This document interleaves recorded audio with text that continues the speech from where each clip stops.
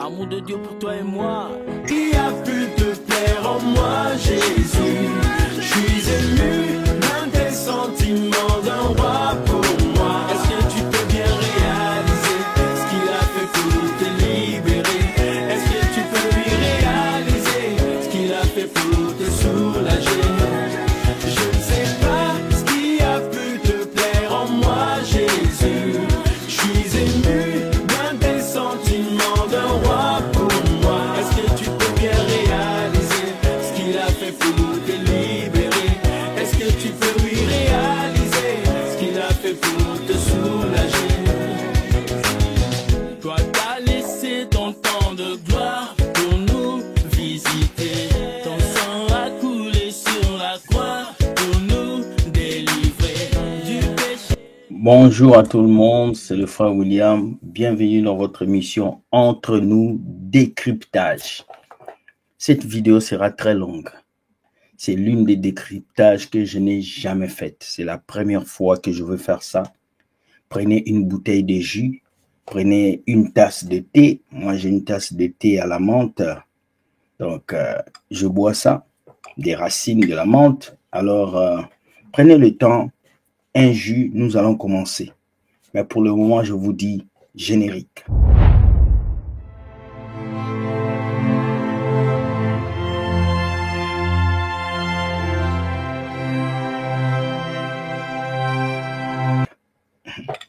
Bonjour mesdames et messieurs. Vous savez qu'ici, nous vous emportons de bonnes vidéos. Des vidéos qui vous font réfléchir, qui vous amènent dans beaucoup de réflexions. Voilà pourquoi aujourd'hui, je vous ai apporté plusieurs vidéos. Oui, pas une seule, pas deux, mais plusieurs.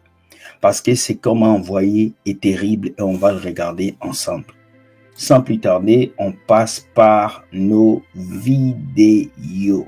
Voilà.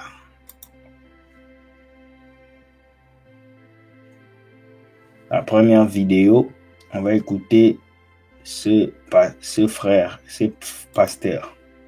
Existant dans le processus salvifique de quelqu'un. C'est comme ça que la confusion qui s'est érigée dans l'incompréhension des choses à comprendre dans la parole de Dieu a établi Mammon sur l'altar et l'a appelé Jésus. Là, c'est le pasteur Nadum Pongo, l'un des vrais pasteurs que j'écoute beaucoup. J'écoute pas beaucoup de pasteurs, mais ce pasteur, je l'écoute beaucoup parce que il est rationnel et il dit des choses réelles. Donc, lui, il n'est pas dans les Dieu m'a dit, lui, il est dans la vérité de la Bible. Voilà. Et si tu as un petit niveau de conscience chrétienne, tu ne vas pas comprendre ce qu'il dit. Voilà, on continue.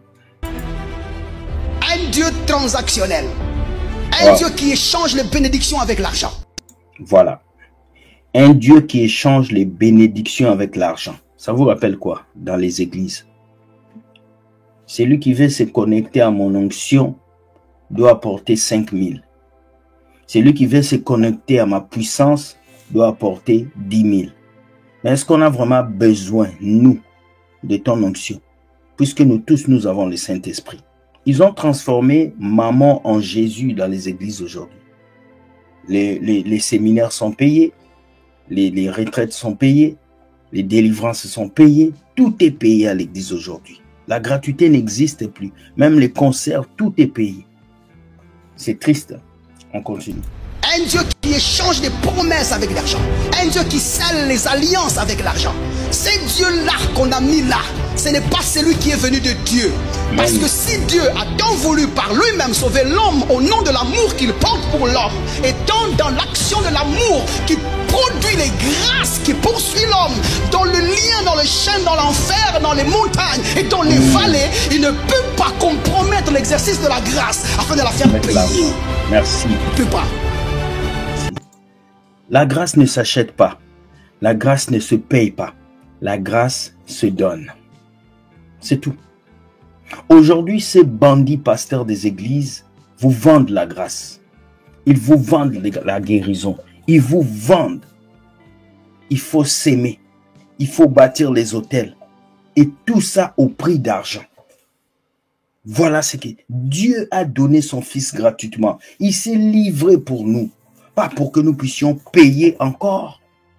Ces gens qui ont commencé à vendre l'évangile de Dieu. Des voleurs, des menteurs. C'est triste. Si Dieu commence à demander une valeur à ses actions, ce n'est plus lui. C'est comme ça que l'incompréhension des choses qu'on a établi dans le cœur des gens a déposé Mammon sur l'altar. Yes. C'est devenu un Dieu qui prouve.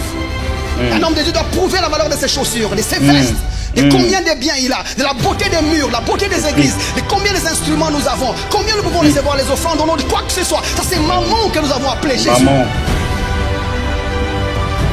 Et il est grand temps que nous fustigeons cette histoire-là, que nous détrônons Mammon et que Jésus reprenne sa place. Amen. Parce que trop c'est trop. Et on ne peut pas le faire seul. J'aimerais le faire avec vous, qu'on enlève ces trucs. Cet homme qui vole nos familles, cet homme qui perturbe nos oncles, nos tantes, cet homme qui souffre nos soeurs et frères, cet homme qui menace nos foyers, cet homme qui menace nos maisons conjugales à cause des envies et des passions charnelles qui érigent ou qui s'est érigé dans le cœur des gens par le sermon d'un homme qui a peint une couleur de Jésus dans son sermon fanatique afin d'arracher de l'argent aux gens. Yes. On va finir ces histoires parce que ce que nous voulons, si Jésus reprend sa place, les enfants de Dieu vivront dans la liberté. Amen. La Bible dit c'est pour la liberté que vous avez été affranchis. Vous voyez, parce qu'il n'y a pas eu l'évangile, la liberté n'est jamais entrée. C'est comme ça que la Bible est en train de dire, nous avons attendu le salut, mais nous n'avons vu que du vent. Nous ne sommes pas de ces temps des prophètes où ils ont entendu le salut, les ténèbres a régné et les gens ne pouvaient pas accéder au salut. Mais non, notre salut est vivant, notre espérance est vivante. Jésus est réellement venu, il est réellement mort. Il a donné de sa vie pour que nous puissions être présents auprès de Dieu. Et il ne fait pas payer. Yes. Il ne fait pas payer. Tout ce qui se passe dans la maison de Dieu est gratuit. Désolé de vous choquer. Mais tout ce qui se passe dans la maison de Dieu est gratuit. C'est eux qui ont décidé de vous faire payer le jeûne. C'est eux qui ont décidé de vous faire payer le loyer. C'est eux qui ont décidé de vous faire payer les délivrances. C'est eux qui ont décidé de vous faire payer l'eau, les savons prophétiques. C'est eux. Jésus ne connaît pas ces choses. Le salut de Dieu est gratuit. C'est eux. Des bandits qui se sont assis, ils ont dit comment est-ce qu'on a raté nos vies, comment est-ce qu'on va essayer d'escroquer ce peuple. Et ils ont imposé l'argent à l'église. Voilà un pasteur qui dénonce d'autres pasteurs. Venez dire qu'il est faux. Venez dire qu'il est mauvais. Ils ont remplacé Jésus par un Jésus marketing. Un Jésus, pour qu'il puisse te guérir, tu dois donner une enveloppe. Un Jésus, pour qu'il puisse changer ta vie, tu dois bâtir l'hôtel. Un Jésus, pour qu'il te libère, tu dois payer. Il y a une dame ici qui était venue donner 2000 $ pour libérer vos familles. Ce n'est pas notre Jésus. Notre Jésus a ressuscité Lazare gratuitement. Il a multiplié les pains gratuitement. Il a marché sur l'eau gratuitement. Il a ressuscité la fille de Jairus gratuitement. Il a tout fait gratuitement. Il a guéri le fou de Galata gratuitement. Il n'a pas demandé une somme. Pourquoi vous demandez de l'argent aujourd'hui? Bande de voleurs. On va arrêter votre banditisme là. Même les pasteurs sont en train de vous dénoncer. On passe. Une nouvelle vidéo encore. C'est fort. C'est fort. Dites avec moi que c'est fort. Toi, un homme de Dieu, Bishop, qui dit que la raison pour laquelle on a chassé Lucifer du ciel, c'est parce qu'il n'a pas donné la dîme à Dieu.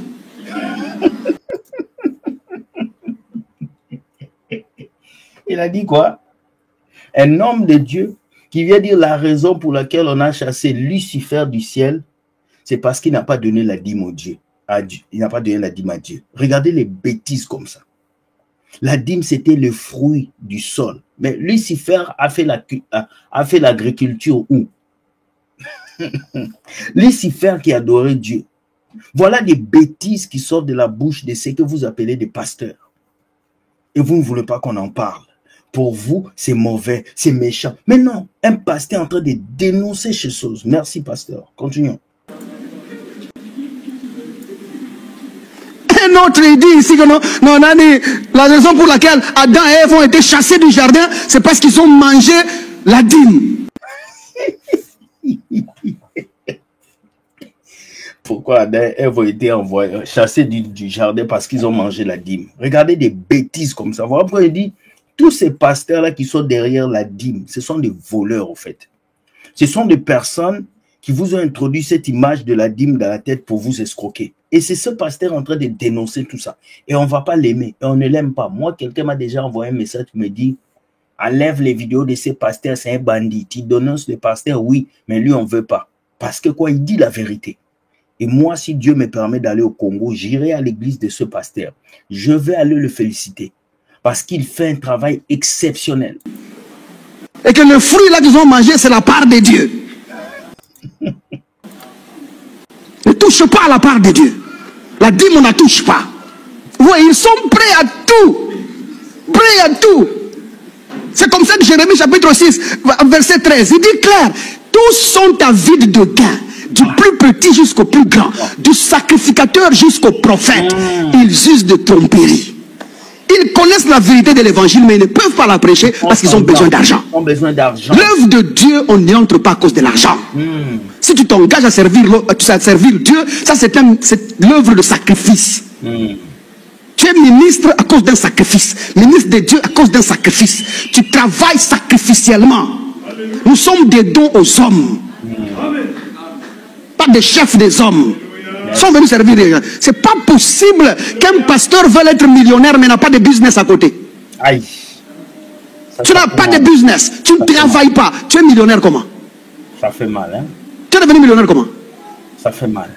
Et puis ils vont nous dire, nous, que c'est nous qui avons des problèmes parce que nous disons que ce qu'ils font là, c'est faux. Voilà. Voilà.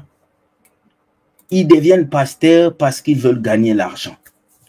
Ils deviennent prophètes parce qu'ils veulent gagner l'argent. Et c'est triste. C'est triste. Et il y a une bande de personnes qui acclament ces bandits-là qu'on appelle des faux pasteurs, des pingouins, qui se lèvent pour escroquer nos mamans et nos papas. L'œuvre de Dieu, on ne le fait pas pour devenir riche.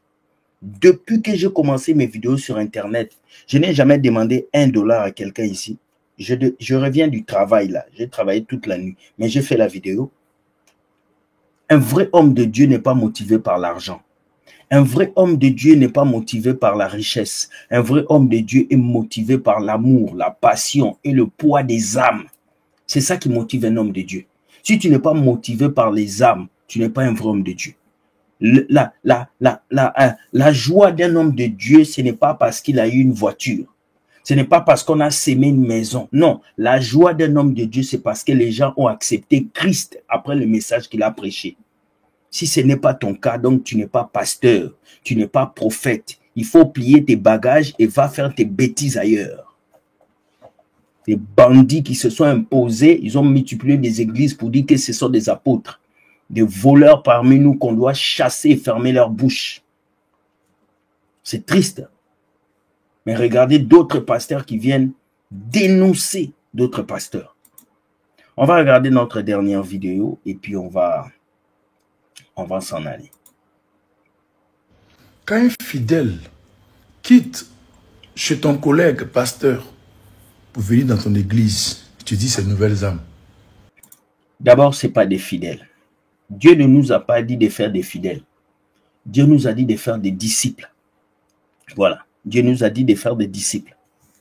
Donc, le disciple-là, c'est ça qui dirige l'œuvre de Dieu. Ce n'est pas le fidélisation. Quand tu parles de fidèles, tu parles de marketing, d'un business. Désolé parce que ces pasteurs ont fait des fidèles à eux, pas à Jésus. Voilà. C'est une nouvelle âme ou bien une nouvelle âme.